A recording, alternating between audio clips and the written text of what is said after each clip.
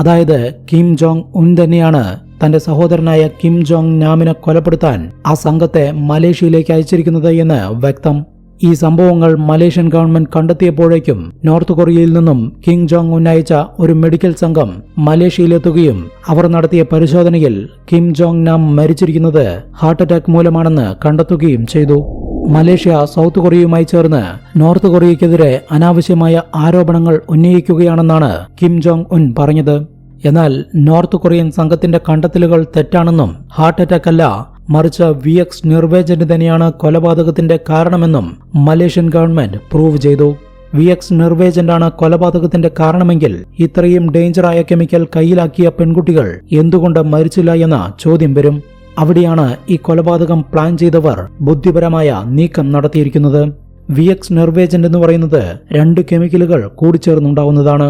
ഇത് സെപ്പറേറ്റ് ആയിരിക്കുന്ന സമയത്ത് കാര്യമായ പ്രശ്നങ്ങളില്ല, മറിച്ച് ഒന്നിച്ചു ചേരുമ്പോഴാണ് അപകടമുണ്ടാവുന്നത്. ആയിഷയുടെ കൈവശം ഒരു കെമിക്കലും ഡുവാന്റെ കൈവശം മറ്റൊരു കെമിക്കലുമായിരുന്നു ഉണ്ടായിരുന്നത്. ഇത് രണ്ടും ഒന്നിച്ചു ചേർന്നപ്പോഴാണ് അപകടാവസ്ഥയിലായതും കിം ജോങ് നാം മരണപ്പെട്ടതും. എന്നാൽ കെമിക്കൽ റിയാക്ഷൻ ആരംഭിക്കുന്നതിന് മുൻപ് തന്നെ ആ പെൺകുട്ടികൾ നല്ലതുപോലെ കൈകൾ കഴുകിയതുകൊണ്ടാണ് അവരുടെ ജീവൻ രക്ഷപ്പെട്ടത്. എന്നിട്ടും അവർക്ക് അസ്വസ്ഥതകൾ അനുഭവപ്പെട്ടിരുന്നു എന്ന് ആയിഷയും ഡുവാനും പിന്നീട് വെളിപ്പെടുത്തിയിരുന്നു. നോർത്ത് കൊറിയൻ വാദങ്ങൾ മലേഷ്യ അംഗീകരിക്കാതെ വന്നതോടെ മലേഷ്യയുമായുള്ള അവരുടെ നയതന്ത്ര ബന്ധം വഷളായി. നോർത്ത് കൊറിയ മലേഷ്യൻ അംബാസിഡറിനോട് 48 മണിക്കൂറിനുള്ളിൽ രാജ്യം വിടാൻ ഉത്തരവിട്ടു. അതുപോലെ നോർത്ത് കൊറിയയിലുള്ള മലേഷ്യക്കാർക്ക് സ്വന്തം രാജ്യത്തേക്ക് തിരിച്ചു പോവാനുള്ള അനുമതി നിഷേധിക്കപ്പെട്ടു. വേറെ നിവർത്തിയില്ലാതെ കിം ജോങ് നാമിന്റെ മൃതദേഹം മലേഷ്യ നോർത്ത് കൊറിയയ്ക്ക് കൈമാറി. തുടരന്വേഷണം മരവിപ്പിക്കുകയും ചെയ്തു. അന്ന് കിം ജോങ് നാമിന്റെ ഡെഡ് ബോഡി കയറ്റിവിട്ട ഫ്ലൈറ്റിൽ തന്നെ കില്ലേഴ്സായ 4 പേരുണ്ടായിരുന്നുവെന്നും അവർ നോർത്ത് കൊറിയൻ സ്പൈകളാണെന്നും കൊലപാതകത്തിന് ശേഷം അവർ മലേഷ്യയിലുള്ള നോർത്ത് കൊറിയൻ എംബസിയിൽ പോയി ഒളിക്കുകയായിരുന്നുവെന്നും വിവരം ലഭിച്ചു.